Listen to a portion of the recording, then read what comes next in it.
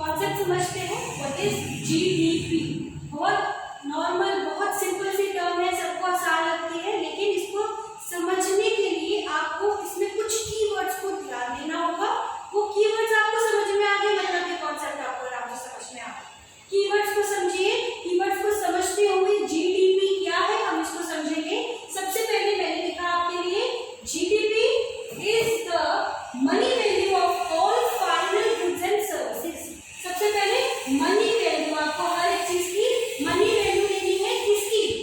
Final goods and services की। इसमें goods भी आते हैं, इसमें सर्विसेज भी आती है, ठीक है। अब यहाँ पे समझने वाली बात है, फाइनल शब्द का मतलब क्या है। फाइनल शब्द का मतलब है, एक एग्जाम्पल लेते हैं, एक कंपनी है जिसमें टायर बना, ठीक है। कंपनी का फाइनल गुड क्या है? टायर।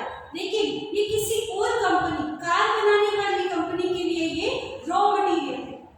टायर बनाने वाली कंपनी का ये फाइनल गुड है, लेकिन दूसरी कंपनी, कार बनाने वाली कंपनी का ये रॉ मटेरियल है। तो ऐसे गुड्स जो एक कंपनी के फाइनल गुड और दूसरी के रॉ मटेरियल होते हैं, ये कहलाते हैं इंटरमीडिएट गुड्स।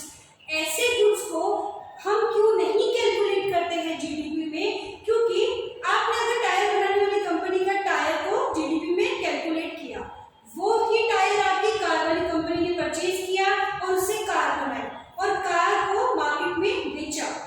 उस कार में उस रॉ मटेरियल जो टायर यूज किया गया है उसकी वैल्यू भी इंक्लूड की जाएगी।